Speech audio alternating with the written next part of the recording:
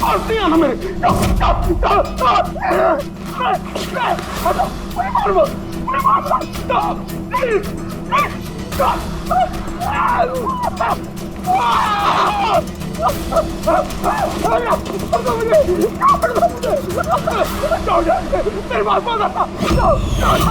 मुझे मत मारो, छोड़ दो प्लीज, मुझे मत छोड़ दो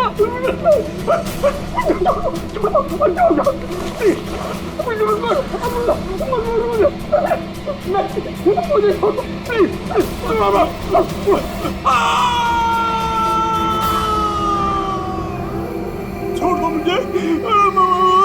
मारो मत मुझे।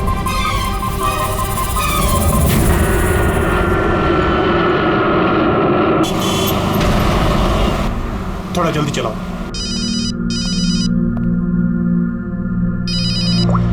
Hello, ACP Pradyuman.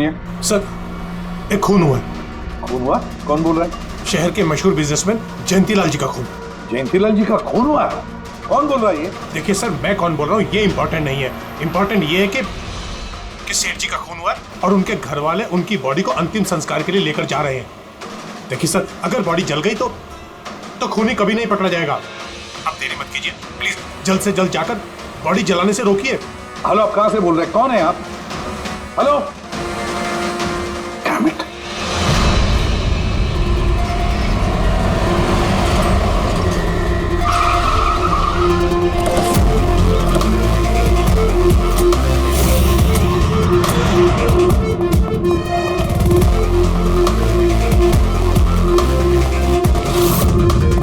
अरे कौन है आप लोग? ऐसे कैसे घर में अंदर आ रहे हैं? हम लोग सीआईडी से हैं। घर के सारे लोग कहाँ हैं? सर वो लोग तो साहब की बॉडी लेकर शमशान घाट गए हैं। शमशान घाट गए?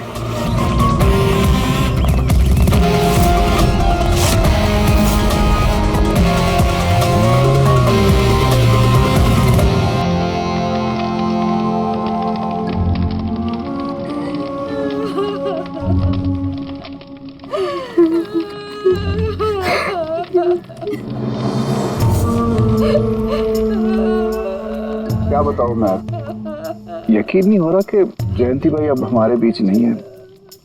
15 साल पुरानी दोस्ती थी मेरी। वो तो मेरे बड़े भाई जैसे थे। पता नहीं ये सब कैसे अचानक से हो गया।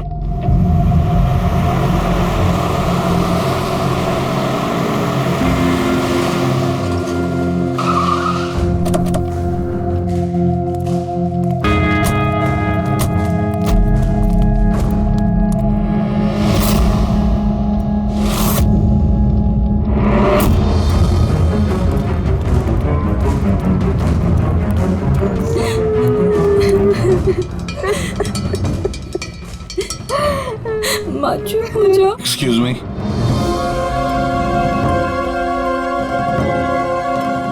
देखिए, हम लोग सीआईडी से हैं। हाँ? जयंतीलाल जी के परिवार वालों से मिलना चाहते हैं। मैं जयंतीलाल जी की पत्नी दीपा जी, हमें पता है ये सही समय नहीं है पूछताछ करने की, मगर क्या करें? वो जयंतीलाल जी की मौत के बारे में हमें कुछ पूछताछ करनी है। पूछिए, क्या पूछना चाहते हैं आप लोग? आप सुशील जयंती, उनका बड़ा बेटा। सुशील जी, हमें खबर मिली है कि आपके पिता की मौत एक नेचुरल डेथ नहीं थी, उनकी हत्या हुई है। क्या? ये कैसे हो सकता है? हम डॉक्टर सूरज, मैं जयंतीलाल का फैमिली डॉक्टर हूँ। मैंने ही कल रात उनको चेक करके उन्हें डेथ सर्टिफिकेट दिया था। He died a natural death। ये सही कह रहे हैं। जयंती भाई की मौत सभी घर वालों के सामने ही तो हुई थी, और इतने सालों से मेरा इस परिवार से रिश्ता है, वो लोग झूठ क्यों बोलेंगे? तो आप लोगों ने इतनी जल्दी में बॉडी क्यों जला दी? तो क्या ये भी गुनाह है? इतने महीनों से पिताजी बीमार थे, कितने इलाज किए, कितनी कोशिशें की, नहीं बचे वो। देखिए, हमें इंफॉर्मेशन मिली है कि जयंतीलाल जी की हत्या हुई है। क्या? हमने आपके पड़ोसी से भी पूछा, उन लोगों ने भी कल रात जयंतीलाल जी के चिल्लाने की आवाज सुनी थी। देखिए, पड़ोसियों ने जो कहा वो सही है, लेकिन उनको या आप लोगों को सही बात नहीं पता है। और वो सही बात क्या है? पिछले 3 महीने से डैडी की दिमागी हालत भी ठीक नहीं थी। वो ना सिर्फ लोगों को और बातों को भूलने लगे थे, बल्कि उनको हेलुसिनेशन यानी भ्रम हो गया था। गलत सही, सच झूठ का फर्क उनको समझ में नहीं आ रहा था। दौरे पड़ने लगे थे उनको लगने लगा था जैसे उनको कोई मारने वाला है। कल रात भी उनको ऐसा ही दौरा पड़ा था।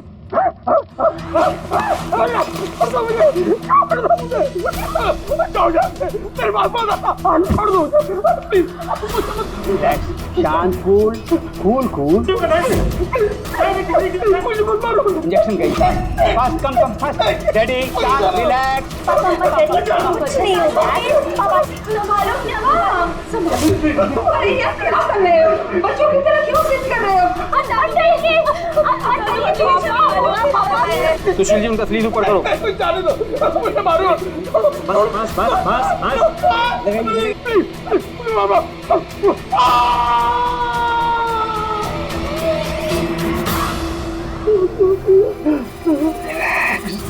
और इस बार अटैक इतना बड़ा था कि मुझे उन्हें बेहोशी का इंजेक्शन देना पड़ा और 2 घंटे बाद उनकी मौत हो गई। मैं आपको सारी डिटेल्स दे सकता हूँ, उनकी मेडिकल रिपोर्ट्स, मेडिकल हिस्ट्री, दवाइयाँ, सब कुछ दे सकता हूँ मैं आपको। हो गई तसल्ली आपको? अब हम अपना काम कर लें। इतनी जल्दी भी क्या है हेमंत? जरा सच तो सामने आ जाए।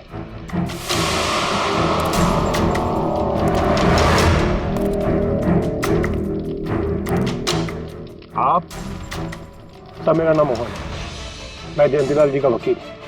मैंने आपको फोन किया था सर। मोहन जी, आपको ऐसा क्यों लगता है कि जयंतीलाल जी की हत्या हुई है? मेरे शक की वजह है उनकी वसीयत। लेकिन ऐसा क्या है इस वसीयत में? सब कुछ, कि उनकी जायदाद में से किसको कितना हिस्सा मिलेगा। उससे क्या फर्क पड़ता है? हम सब एक फैमिली हैं, किसी को छोटा किसी को बड़ा शेयर मिलेगा, यही ना? दैट्स ओके, कोई फर्क नहीं पड़ता है। अगर जयंतीलाल जी की मौत नेचुरल ना होकर मर्डर साबित हुई तो आप में से किसी को भी उनकी जायदाद का कोई हिस्सा नहीं मिलेगा। Nothing at all. ऐसे कैसे हो सकता है?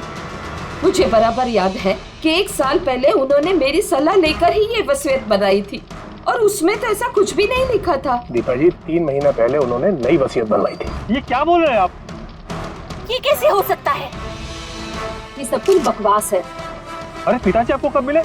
आप तो 3 महीने से हमारे घर पे आए नहीं और पिताजी भी 3 महीने से घर के बाहर निकले ही नहीं। तो फिर? हेमंत, वो खुद मेरे ऑफिस में आए थे 3 महीना पहले। पिताजी, 3 महीना पहले उन्होंने नई वसीयत बनवाई थी। ये क्या बोल रहे हैं आप? ये कैसे हो सकता है? ये सब कुछ बकवास है। अरे पिताजी आपको कब मिले? आप तो 3 महीने से हमारे घर पे आए नहीं और पिताजी भी 3 महीने से घर के बाहर निकले ही नहीं। तो फिर? हेमंत, वो खुद मेरे ऑफिस में आए थे 3 महीना पहले। मैं अब जिंदा नहीं रहूंगा। आप क्या कह रहे हैं सर? कोई मेरी जान लेना चाहता है, मुझे मार डालेगा। सर, कैसी बात कर रहे हैं आप? कौन है जो आपको मारना चाहता है? कोई अपना, मेरे परिवार के सदस्यों में कोई है। मुझे पूरा यकीन है कि मैं अब चंद दिनों का मेहमान हूं। सर, कौन है वो? कहा ना, कोई अपना। क्या सोच रहे हो? पुलिस के पास जाऊं? यही कहना चाहते हो? सर, मैं पुलिस को खबर करूं? नहीं, पुलिस वाले भी अब मुझे पागल समझेंगे। तुम मेरा एक काम करो मोहन, मेरा वसीयतनामा बदल डालो। अगर मेरी मौत हो जाती है और मौत के बाद ये साबित होता है कि उसका कारण मेरा परिवार है, तो मेरा बिजनेस, मेरा पैसा, मेरा कुछ भी परिवार के किसी भी सदस्य के नाम नहीं होगा। सर अगर परिवार के सदस्य को नहीं मिलेगा तो किसको मिलेगा?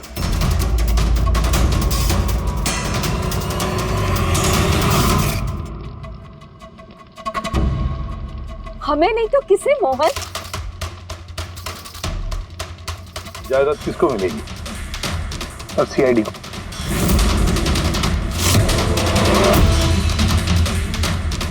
क्या बकवास कर रहे हैं आप? जी सर, अगर जयंतीलाल जी की मौत हत्या साबित होती है तो उनकी सारी जायदाद जो कि लगभग 5,000 करोड़ है वो सीआईडी को और पुलिस वेलफेयर डिपार्टमेंट को मिलेगी। ये क्या मजाक कर रहे हैं आप? ऐसा कैसे हो सकता है? हो सकता है अगर उनकी मौत हत्या साबित हुई तो। लेकिन उनकी तो हत्या हुई नहीं, हम वहीं तो थे। जो कुछ भी हुआ हमारे सामने हुआ है। उनकी हत्या हुई है या नहीं वो हम पता लगा लेंगे। अरे आप कैसे पता लगाएंगे? बॉडी तो है ही नहीं। बॉडी जल चुकी तो क्या हुआ, राख तो है। जब तक ये केस सुलझती नहीं तब तक जयंतीलाल जी की राख हमारी कस्टडी में रहेगी। अरे लेकिन सॉरी मैम।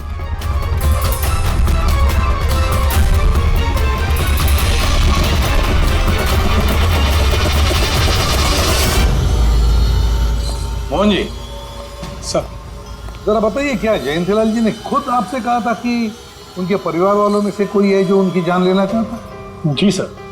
क्यों? सर वजह तो पता नहीं, लेकिन उनको लगता था कि उनके घर वाले पैसों के लिए उनकी जान लेना चाहते हैं सर। बेटों से वो खुश भी नहीं थे। वो चाहते थे कि हेमंत और सुशील उनके साथ बिजनेस में हाथ बटाएं, उनके साथ बिजनेस करें, लेकिन ऐसा हुआ नहीं सर। ऐसा क्या हुआ? सर दोनों ने अपना अलग अलग बिजनेस शुरू किया लेकिन उसे भी चला नहीं पाए। और हेमंत सर वो तो एक नंबर का अय्याश निकला। उसने सेठ जी के सारे पैसे उड़ा दिए। सर बाप बेटे में हमेशा खटर पटर चलती रहती थी, कभी बनी नहीं बाप बेटे में। बनती नहीं थी, मगर हम बाप बेटे तो थे। मुझे पैसों की बहुत जरूरत थी, लेकिन इसका ये मतलब थोड़ी है कि मैं अपने पिता को ही मार दूंगा। मार भी सकते हो। आखिरकार दुनिया में आधी से ज्यादा गुनाह तो पैसों के लिए ही होते हैं। फिर तो सुशील भैया की वजह मुझसे बड़ी थी। उनका पिछला बिजनेस उन्होंने घाटे में बंद किया और अभी जो है वो नुकसान में चल रहा। सर मार्केट का बहुत पैसा है उनके ऊपर, और डैडी भी इस बार सुशील भैया की मदद करने के लिए रेडी नहीं थे। सर मैं मानता हूं कि डैडी नाराज थे, नहीं दे रहे थे मुझे पैसे, पर मुझे ये भी पता है कि वो मुझे और मेरे परिवार को मरने के लिए नहीं छोड़ सकते थे। खून में उनका खून तो हो, इसीलिए पैसों के लिए अपनों का ही खून बहा दिया। सर एक आइडिया है। क्या है कि अब जो हुआ सो हुआ, उसको बदला तो नहीं जा सकता, लेकिन इस सिचुएशन से अपना फायदा जरूर निकाल सकते हैं। क्या मतलब? वो सर आप ये मामला सुलझा दीजिए। मान लीजिए कि नेचुरल डेथ थी, अब वसीयत के हिसाब से पैसे सीआईडी और मुंबई पुलिस की जगह हमें मिलेंगे जो उसके असली हकदार हैं। नहीं, आप लोगों का जो नुकसान हुआ होगा वो हम आपस में समझ लेंगे ना। सुशील जी, हर आदमी एक जैसा नहीं होता, और दोबारा ऐसे बात करने की गलती नहीं करना, समझे? तुम अपनी दादाजी से बहुत करीब थी ना? दादाजी मुझे बहुत प्यार करते थे।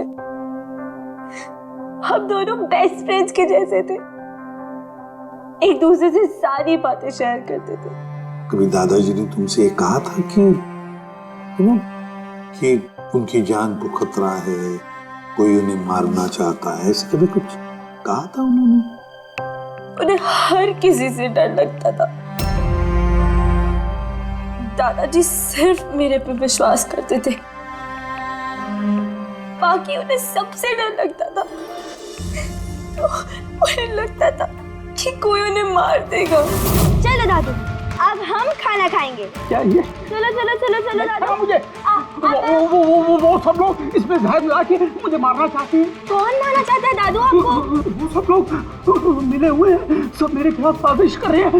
तुम मत खा, अरे फेंक देते, वरना तुम भी मर जाएगी। दादू आप मेरा विश्वास करो, ये खाना मैंने अपने हाथों से बनाया, इसमें कुछ नहीं है, इसमें जहर भी नहीं, कुछ नहीं है दादू। आप मेरा विश्वास करो। देखो देखो देखो, मेरे हाथों में खा रही हो ना, देखो देखो, मुझे कुछ हुआ, मैंने अपने हाथों से बनाया। चलो दादू, चलो चलो चलो, खाओ खाओ खाओ खाओ। गुड दादू, गुड दादू।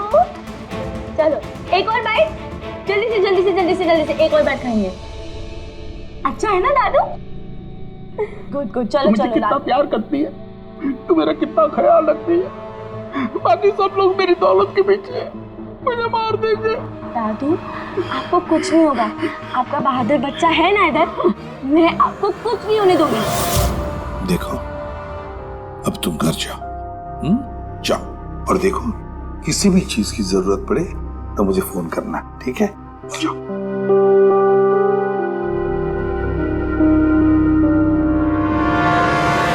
हाँ सारुके, बता क्या निकला राख में से?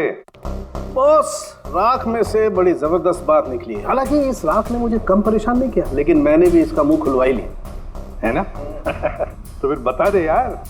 बताता हूं। तारिका। हाँ सर, हमने इस राख का स्पेक्ट्रोस्कोपी टेस्ट किया, फिर रिपोर्ट से बात साबित हो गई है बॉस कि जयंतीलाल की मौत नेचुरल नहीं है, जयंतीलाल को मारा ही गया। क्या कहा तुमने? जयंतीलाल की मौत नेचुरल डेथ नहीं थी? नहीं। कैसे समझे? कैसे मारा? लार्सनिक से। लार्सनिक? जयंतीलाल की राख में हमें लार्सनिक मिला है बॉस। राख में से लार्सनिक? सर कुछ केमिकल्स और हेवी मेटल्स, धातु ऐसे होते हैं जो जलने पर भी नहीं खत्म होते। लार्सनिक उनमें से एक है, इसलिए लाश के पूरी तरह जल जाने के बावजूद उसमें मौजूद लार्सनिक जलाने और राख में ऐसे ही रहा। लेकिन एक बात समझ में नहीं आ रही है कि अगर जयंतीलाल की मौत लार्सनिक की वजह से हुई है तो फिर उसके फैमिली डॉक्टर सूरज को ये पता कैसे नहीं चला? पता कैसे नहीं चला? उसने नेचुरल डेथ का सर्टिफिकेट इश्यू किया ही कैसे और क्यों? बॉस, अगर लार्सनिक जैसा जहरीला केमिकल इंसान के शरीर में एक साथ बहुत ज्यादा मात्रा में पहुंचा दिया जाए तो इंसान की तुरंत मौत हो जाती है। लेकिन अगर यही जहर धीरे धीरे थोड़ी थोड़ी मात्रा में उसके शरीर में पहुंचाया जाए तो उसकी मौत एक साथ एकदम नहीं होती है। पहले उसकी याददाश्त जाती है, फिर उसे अजीब अजीब से सपने आने लगते हैं, उसे हेलुसिनेशन होने लगता है, भ्रम होने लगता है, फिर पागलपन के दौरे पड़ते हैं।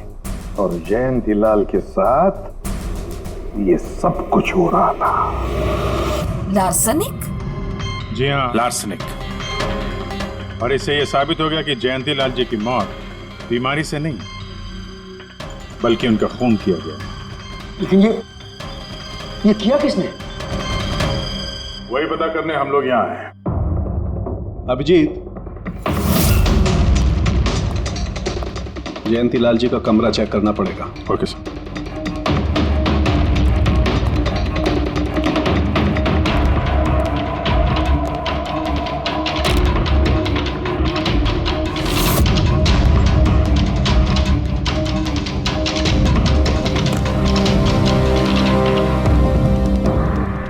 हम पे शक कर रहे हैं? आपने ऐसे सोच भी कैसे लिया कि हम लोगों में से कोई ऐसी घिनौनी हरकत कर सकता है? ऐसा कुछ नहीं है माँ, ये सब इनकी चाल है। डैडी की प्रॉपर्टी इन्हें मिल जाए इसके लिए मनगढ़ंत कहानी बना रहे हैं ये लोग। बकवास मत करिए सुशील जी, दोबारा ऐसा बोला ना अंदर डाल दूंगा।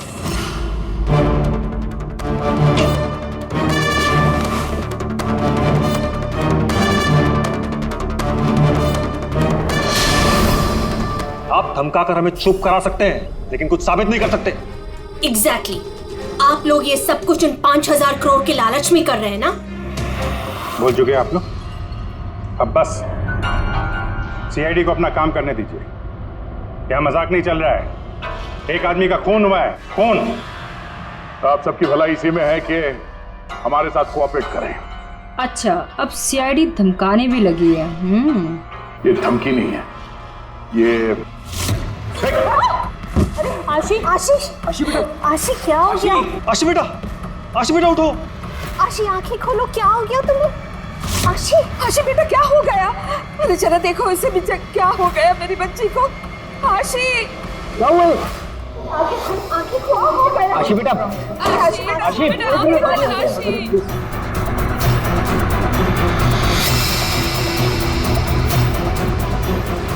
क्या हो गया आशी? आशी इसे हॉस्पिटल ले जाना पड़ेगा फौरन। हाँ पंकज, क्या? माय गॉड, ये अच्छा ठीक है। क्या हुआ? ये डॉक्टर सूरज ने आशी के कुछ टेस्ट किए थे, पता चला कि उसके खून में भी लार्सेनिक है। लेकिन सर, लार्सेनिक आशी के खून में पहुंचा कैसे होगा?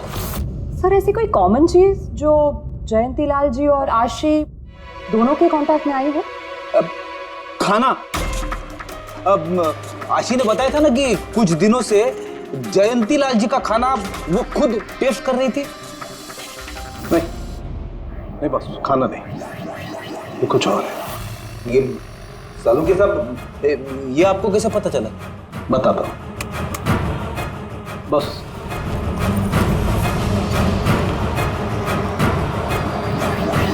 ये है वो बाल जो हमें जयंतीलाल के हेयर ब्रश में से मिला है।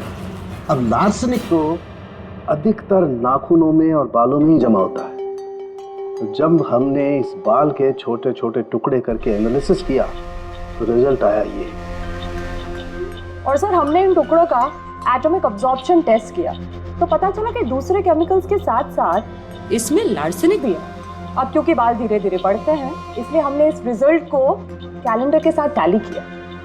बॉस, तब हमें पता चला कि जयंतीलाल को ये लार्सेनिक 8 से 10 दिन के गैप में दिया जा रहा, और 8-10 दिन के गैप में, इसका मतलब जो भी है जयंतीलाल को हर 8-10 दिन के इंटरवल पर लार्सेनिक दे रहा था, धीरे धीरे मार रहा था। और इसकी शुरुआत हुई बॉस 3 महीने पहले। 3 महीने पहले। सर, हाँ, फिर तो खूनी जयंतीलाल जी के घर वालों में से कोई नहीं होगा।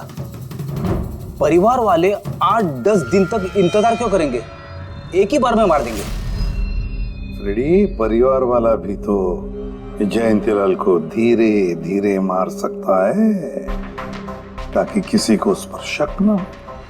सर, पिछले 3 महीने से कुछ मसाज करने वाले आ रहे थे, मैंने बताया था आपको। हाँ, चेक कर चुके हैं उनको। उनके अलावा और कोई आता था क्या? कोई एक हो तो बताओ। उनके दोस्त, पुराने बिजनेस पार्टनर और ऑफिस के स्टाफ वगैरह बहुत सारे लोग आते रहते थे घर पे। जी, डैडी बहुत सोशल थे। लोगों से मिलना जुलना, पार्टीज में जाना उनको बहुत अच्छा लगता था। इसीलिए जब उन्होंने बाहर जाना बंद कर दिया तो लोग उनसे मिलने घर पर आने लगे। लेकिन इन लोगों को हम अच्छी तरह से जानते हैं सर, इनमें से कोई ऐसा नहीं कर सकता है। भाभी देखिए ना, ये कैसा निशान लगा है। 4 बार धोया, 4 बार छुटाया, फिर भी नहीं हट रहा। अरे ठीक से धो ले, साफ हो जाएगा। अरे भाभी कितनी बार रगड़ा, नहीं जा रहा। और जाएगा भी नहीं, क्योंकि ये दाग खून का है। खून? जी हाँ। सुनिए, आपके कुर्ते पे ये खून का दाग कहाँ से आया? आपको कहीं चोट लगी है क्या? क्या हुआ आपको? मुझे नहीं पता। अरे मुझे मेरे कुर्ते पर कहाँ से आया? मैं खुद हैरान हुआ था कल जब मैंने इसे देखा। तो कल लगी आपको ये चोट? नहीं, मुझे कोई चोट नहीं लगी। हाँ, जब मैं कल लोगों से मिल रहा था तब ये खून का दाग लगा मुझे।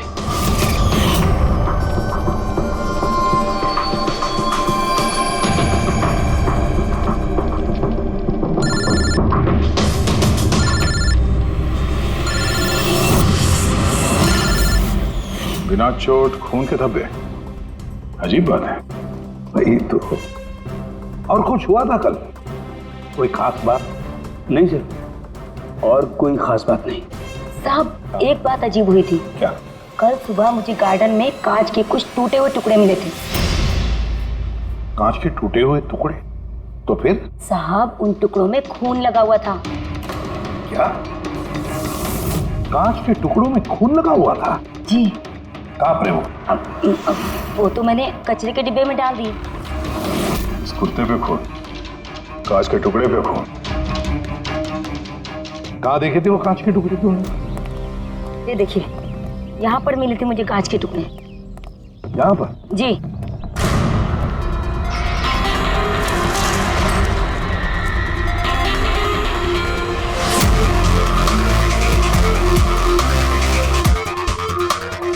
टूटा हुआ बल्ब है सर।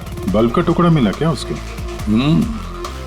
काम करो अभिजीत, इस घर में जितनी भी लाइटें हैं, लैंप्स हैं, सब चेक करो, देखो कोई बल्ब गायब है क्या।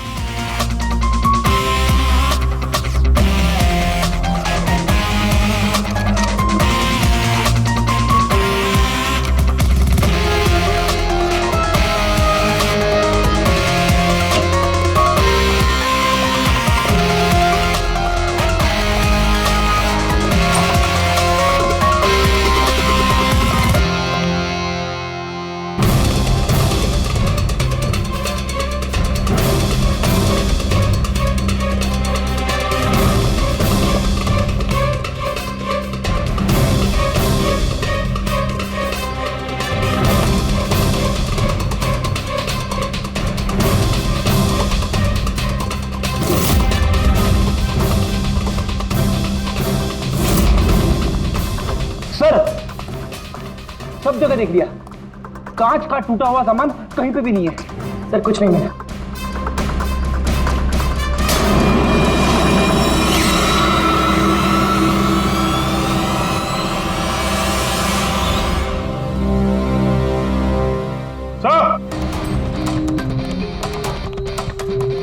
अभिजीत ये सही, ये देखिए,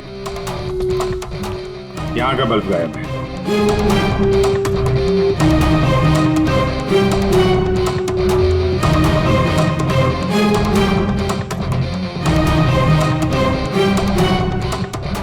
बड़ी अजीब बात है, ये लैंप तो बिल्कुल ठीक था।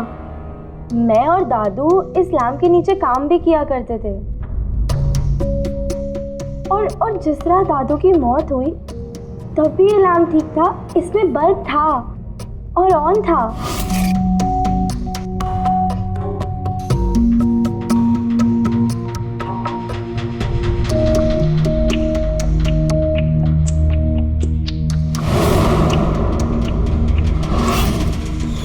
तो फिर इस लैंप से बल्ब अचानक गायब कैसे हो गया? क्या कविता? नहीं साहब, मुझे कुछ नहीं मालूम। ये बल्ब कैसे गायब हुआ, किसने निकाला, मैं कुछ नहीं जानती। लेकिन सर ये बल्ब कोई गायब करेगा क्यों? सर इस बल्ब का और इस लैंप का कुछ ना कुछ तो लेना देना है इस केस में।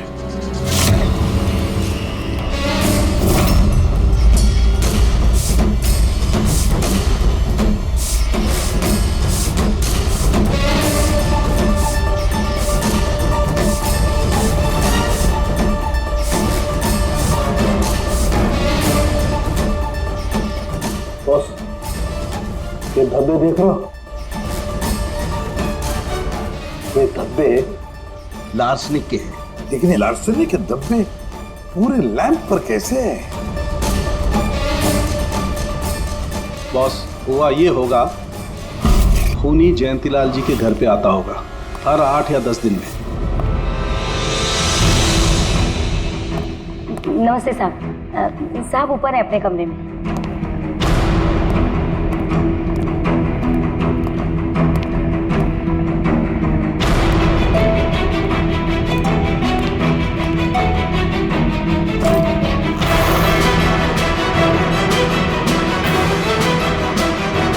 और चुपके से जयंतीलाल के टेबल लैंप पे लार्सनिक छिड़कता होगा।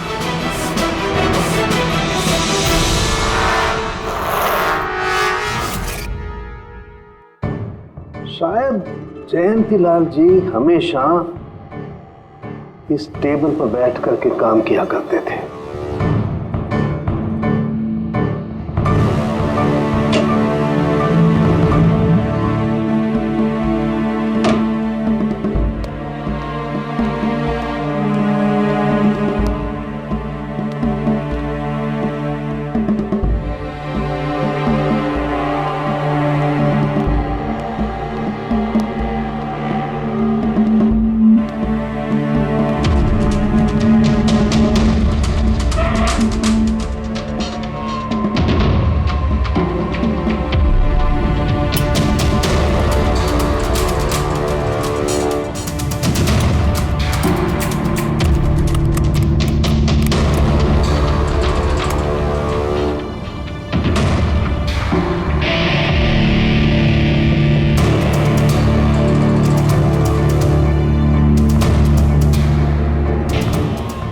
जैसे ही ये बल्ब गर्म होता था, लार्सनिक धीरे धीरे फैलकर जयंतीलाल जी की सांसों में घुल जाता था।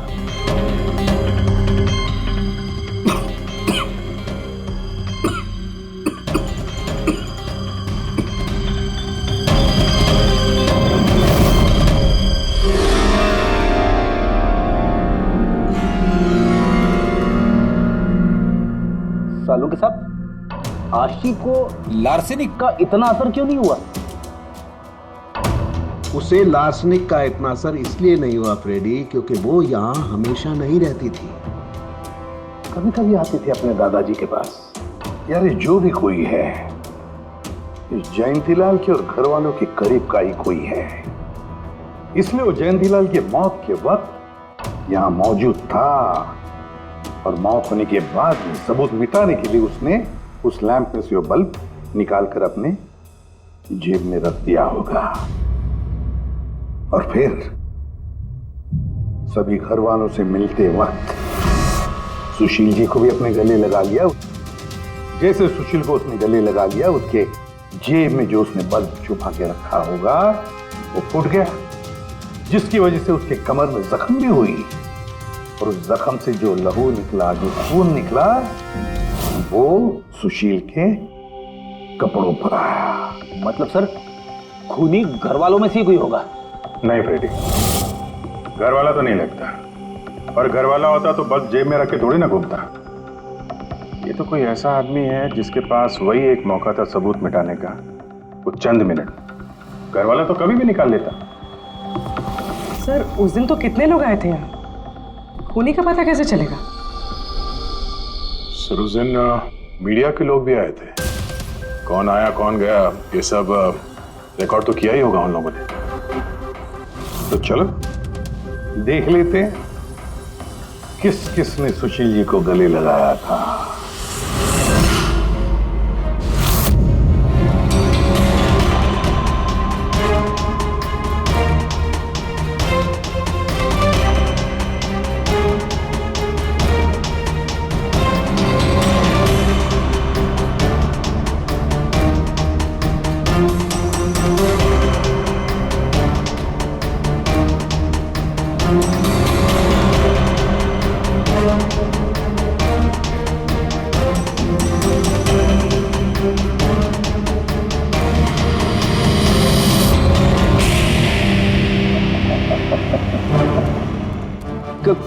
क्या हुआ सर? खूनी का पता चल गया? हाँ फ्रेडी, खूनी मिल गया। कौन है? फ्रेडी, इस आदमी की पूरी कुंडली निकालो, पता लगाओ पिछले 3 महीनों में ये कहां कहां गया था, किस किस से मिला था, क्या क्या किया है इसने, सब कुछ।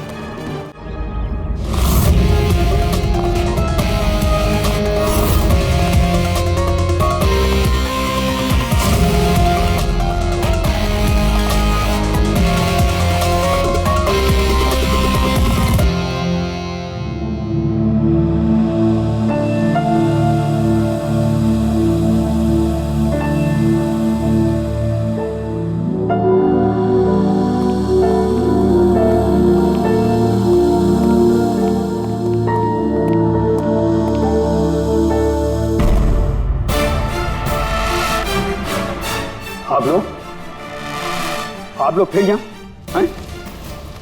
खूनी का तो पता चला नहीं होगा, कुछ छानबीन रहेगी होगी। नहीं सुशील जी, कोई छानबीन नहीं बची है, खूनी का पता चल गया, और खूनी अभी इसी वक्त यहाँ हम सब के बीच मौजूद है। क्या? कौन है वो?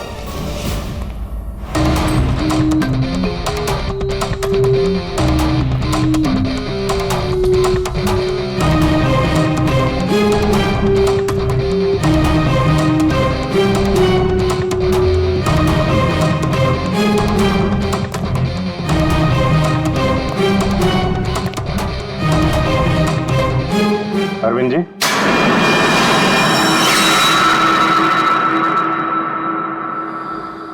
जरा उठेंगे आप? मैंने क्या किया? अरविंद जी, आपने क्या किया इसका तो पता हमने लगा ही दिया। बस अब आपके कारनामे हम आप ही के मुंह से सुनना चाहते हैं। क्या बकवास है ये? आप मुझ पर इल्जाम लगा रहे हैं। आपको क्या लगता है कि मैंने जयंती को मारा? अभिजीत, मौका मिला था, मान जाते तो सबके सामने कपड़े नहीं उतरते। तेरा एक कुर्ता उठाना। क्यों? अरे उठाओ सर। क्यों?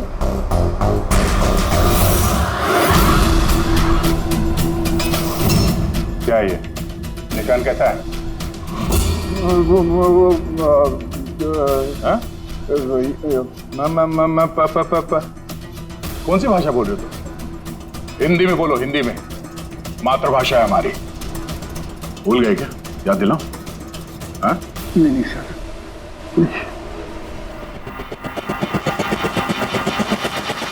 बताता हूँ। नफरत करता था मैं जयंती से। 5 साल पहले हमने एक बिजनेस शुरू किया था। आज ये इतना बड़ा 5000 करोड़ का एम्पायर है ना, वो मेरे मेहनत की कमाई थी। मैंने अपनी जिंदगी की सारी जमा पूंजी इस बिजनेस पे लगाई थी, पर जयंती की नीयत में खोट थी। उसने मुझे धोखा दिया, मुझे मेरी कंपनी से निकाल दिया। तब मैंने सोचा कि जब मौका मिलेगा तो मैं इसका हिसाब चुकता करूंगा। और वो मौका तुम्हें मिला 3 महीने पहले एडवोकेट मोहन के ऑफिस में, जहां पर जयंतीलाल जी भी आए थे और तुमने चुपके से उन दोनों की बातें सुन ली थी। अगर मेरी मौत हो जाती है और मौत के बाद ये साबित होता है कि मेरी किसी ने हत्या की है, तो मेरा बिजनेस, मेरा पैसा, कुछ भी मेरे परिवार के किसी भी सदस्य को नहीं मिलेगा। सर, अगर परिवार के सदस्य को नहीं मिलेगा तो किसको मिलेगा? CID को, जो मेरा मर्डर इन्वेस्टिगेट करेगा। मुझे लगा अच्छा मौका है। जयंतीलाल को मारूंगा मैं और शक जाएगा उसके परिवार पर। और इसीलिए तुमने जयंतीलाल की तरफ दोस्ती का हाथ बढ़ाया, एक नया प्रपोजल लेकर। क्यों? मेरे दिमाग में एक आइडिया था जिसके लिए मेरा उसके घर बार बार जाना जरूरी था।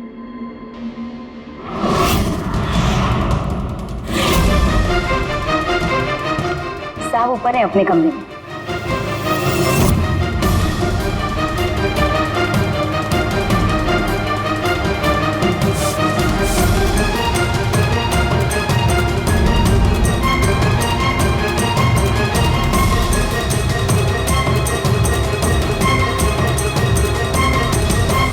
लेकिन ACP साहब, आपको इन पे शक कब हुआ? दीपा जी, जयंतीलाल जी की अंत्येष्टि के दिन जो मीडिया कवरेज हुआ था, जो मीडिया वालों ने वीडियो फुटेज लिया था, उसकी मदद से जयंतीलाल जी के अंत्येष्टि के दिन घर के बाहर जो इन्होंने कुर्ता पहना था, शमशान भूमि पर वो कुर्ता बदल दिया गया था, क्योंकि उस पर खून जो लगा हुआ था। क्यों Arvind ji?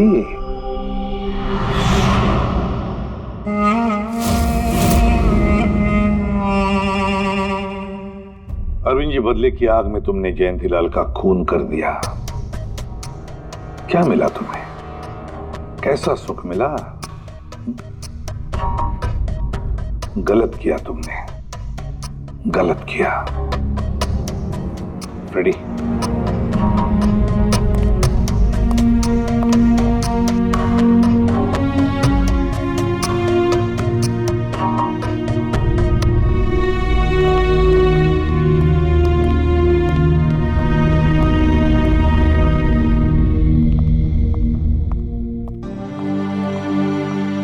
Thank you sir, thank you very much, and we are sorry, हम लोगों ने आपको काफी बुरा भला कहा। दरअसल हमें लगा कि पैसों के चक्कर में आप हम परिवार वालों को इस केस में कल्प्रिट बनाने की कोशिश कर रहे हैं। नहीं, कोई बात नहीं। ACP साहब, मैं मेरे पति की अंतिम इच्छा पूरी करना चाहती हूँ। सीआईडी और पुलिस वेलफेयर फंड में मैं डेफिनेटली डोनेट करूंगी। Thank you very much, thank you. Thank you so much sir कि आपने मेरे दादू को इंसाफ दिलाया। God bless you.